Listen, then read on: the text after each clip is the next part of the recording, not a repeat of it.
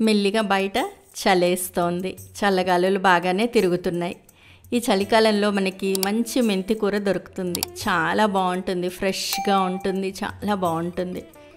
Course మెంతి కూర కొంచెం చేదుగా ఉంటుంది, కానీ చాలా మంచిది ఆరోగ్యానికి. ఈ మేథీతోటి లేదా మెంతి ఆకుతోటి పరాఠా చేయడం ఎలాగో చూద్దాం ఫ్రెండ్స్. ఇవాళ మనం హాయ్ ఫ్రెండ్స్, ఈజీ వెజ్ రెసిపీస్కి తిరిగి స్వాగతం. ఈ మేథీ పరాటా ఎలా చేయాలో కావాల్సిన పదార్థాలు ఏంటో చూద్దామండి. మేథీ పరాటా చేయడానికి మనకి ముఖ్యంగా కావాల్సింది గోధుమ పిండి. నేను గోధుమ పిండి ఈ 1 కప్ మెజర్మెంట్ తోటి 3 కప్స్ తీసుకున్నానండి. 6 మనుషులకి 2 చొప్పున లెక్క వేసానమాట. ఈ 1 కప్ మెజర్మెంట్ తోటి 3 కప్స్ గోధుమ పిండి తీసుకున్నాను. అలాగే 1.5 to 2 కప్స్ దాకా మేథీ తీసుకున్నాను. రుచికి సరిపడా ఉప్పు, 1 టీ స్పూన్ దాకా కారము, 1 teaspoon garam masala powder, 3 లేదా 4 పచ్చిమిరపకాయలు సన్నగా తరుక్కొని 1/2 కప్ పెరుగు తీసుకోవాలి. ముందరగా గోధుమ పిండిలో ఉప్పు, పచ్చిమిరపకాయలు సన్నగా తరుక్కున్నవి, గరం మసాలా పౌడరు, కారము,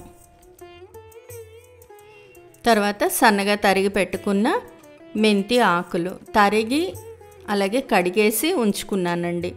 ఈ మేథీ ఆకు కూడా వేసేసి బాగా కలిపేసుకోవాలి. ఉప్పు కారం అంతా కూడా గోధుమ పిండికి పట్టేటట్టుగా బాగా కలుపుకోవాలి కింద నుంచి మీదికి. ఇదంతా బాగా కలిపేసిన తర్వాత పెరుగు వేసిన తర్వాత అంతే 1/2 కప్ వాటర్ కూడా వేసేసి బాగా కలుపుకోవాలి. కొంచెం ఏమన్నా డౌట్ ఉంటే ముందు పెరుగు వేసి ఆకు గోధుమ పిండి అంతా పట్టేటట్టుగా కలిపేసుకున్న తర్వాత అప్పుడు నీళ్లు వేసుకుంటూ కలుపుకోవచ్చు. బాగా పిండి అంతా కూడా తడిసేటట్టుగా చపాతీ పిండిలాగా కొద్దిగా నీళ్లు జల్లుకుంటూ కలుపుకోవాలండి. ఒకేసారి బోళ్ళు నీళ్లు వేసేసి కలపొద్దు. మరీ పిండి తడి ఎక్కువ అయిపోతే పైన పిండి వేసుకోవాల్సిన అవసరం పడుతుంది.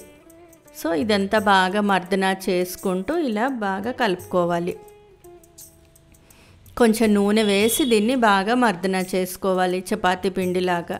చపాతీ పిండి అంత గట్టిగా కాదు, అలాగని మెత్తగా కాకుండా అలా ఉండేటట్టుగా. చేతికి పిండి అంటుకోకూడదు, అంతలాగా కలుపుకోవాలి. దీన్ని బాగా ఒక 5 నుంచి 10 నిమిషాల పాటు ఇలా గట్టిగా మర్దన చేసుకుంటే మేథీ పరాటా చాలా సాఫ్ట్గా వచ్చి నెక్స్ట్ డే కూడా తినేటట్టుగా ఉంటాయి. చూసారా, చేతికి పిండి అంటుకోకుండా కలుపుతున్నాను. ఇలా కలిపేసిన తర్వాత దీని మీద ఒక తడి గుడ్డ వేసేసి ఒక 1/2 అవర్ దీన్ని ఇలాగే వదిలేసేయాలి. 1/2 అవర్ to 1 అవర్ అయినా కూడా పర్వాలేదు.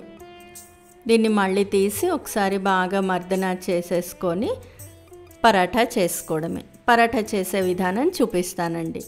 ముందర మనం ఏ సైజు పరాఠా చేసుకోవాలనుకుంటున్నామో దానికి తగ్గట్టుగా కొంచెం పిండి తీసుకొని పైన కొంచెం పొడిపిండి వేసుకొని అలాగే ఉండకు కూడా కొద్దిగా పొడిపిండి అద్దుకొని చపాతీ కర్రతోటి నీట్గా ఒత్తేసుకోవాలి. ఇలా పూర్తిగా ఒత్తుకున్న తర్వాత దీన్ని ఫోల్డ్స్ వేసుకోవాలి.